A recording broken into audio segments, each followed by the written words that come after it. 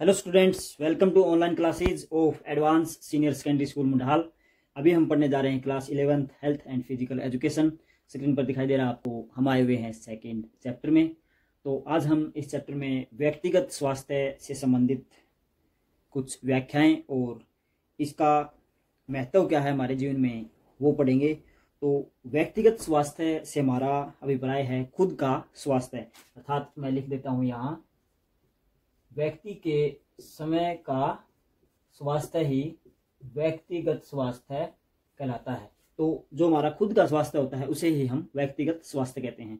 अगर व्यक्ति अपने खुद के स्तर तक ही स्वस्थ नहीं होगा तो वह किसी भी परिवार, किसी भी समाज या अपने देश का नाम रोशन नहीं कर सकता, अपने देश की प्रगति में वह सहायक नहीं हो सकता। तो सबसे पहले व्यक्ति का खुद का स्वास्थ्य ही उसे सही करना पड़ेगा।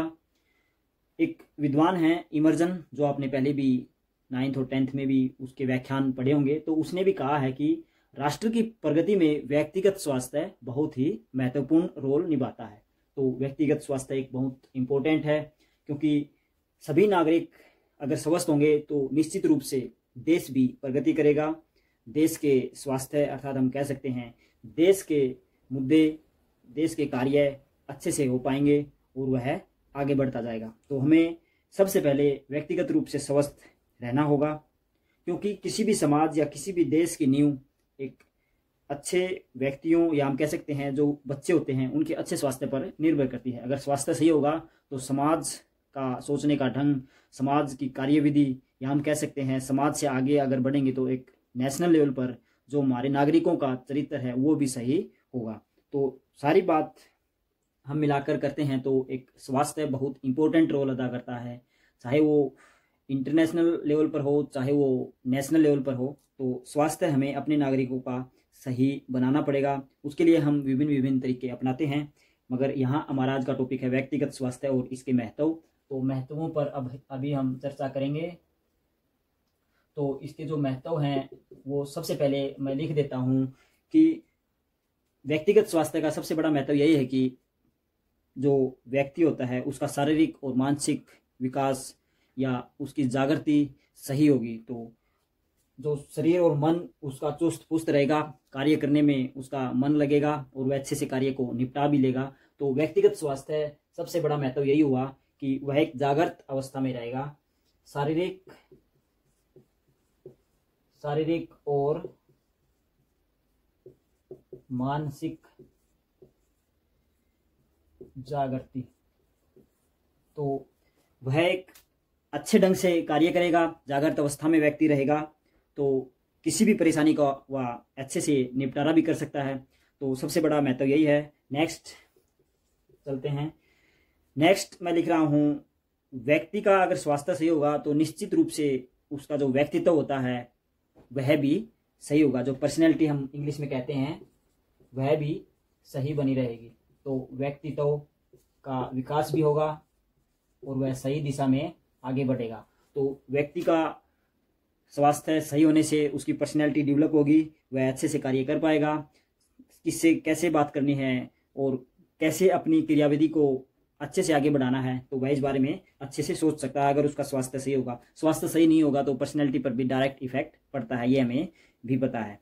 नेक्स्ट मैं लिख रहा हूँ, अगर व्यक्ति स्वास्थ्य है, उसे किसी भी प्रकार की कोई बीमारी नहीं है, तो निश्चित रूप से जो एक बीमार व्यक्ति का आर्थिक बोझ बढ़ जाता है तो उसमें भी एक स्वस्थ व्यक्ति को एक अच्छे व्यक्तिगत स्तर पर स्वस्थ रहने वाले व्यक्ति का खर्च बीमारियों के प्रति कम होगा। तो हम लिख देते हैं एक और महत्व, बीमारियों के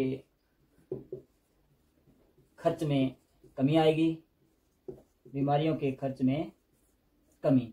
तो क्योंकि अगर वह व्यक्ति स्वस्थ है, अपने शारीरिक रूप, मानसिक रूप और अन्य भी जो हमने स्वास्थ्य से संबंधित जो पढ़ा था, अगर वह सही रूप से पूर्ण स्वस्थ है तो बीमारियों का जो खर्चा आता है वह भी बच जाएगा। क्योंकि आजकल बीमारियां गंभीर हो गई हैं, काफ़ी भयंकर खतरनाक बीमारी हैं, उनका खर्च हमको पता है कितना बड़ा हो सकता है, पूरे परिवार पर उसका बोझ पड़ जाता है कई बार। तो एक आर्थिक परेशानी से हम बच सकते हैं।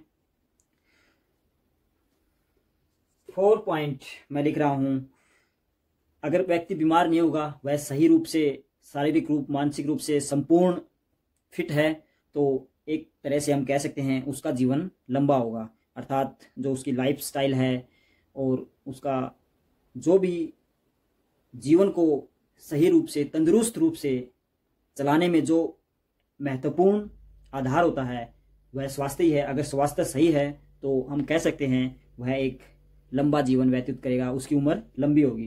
तो लंबा जीवन स्वस्थ व्यक्ति अवश्य ही पूरा करता है। तो ये हो गया हमारा नंबर 5 मैं लिख रहा हूं, अगर देश के नागरिक स्वस्थ होंगे तो उसका सीधा प्रभाव राष्ट्र के निर्माण में, राष्ट्र की प्रगति में अवश्य पड़ेगा। तो एक स्वस्थ व्यक्ति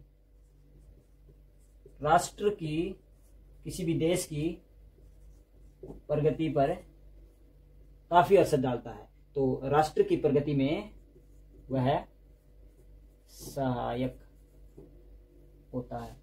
अच्छे स्वस्थ नागरिकों को पर ही एक देश का भविष्य टिका होता है।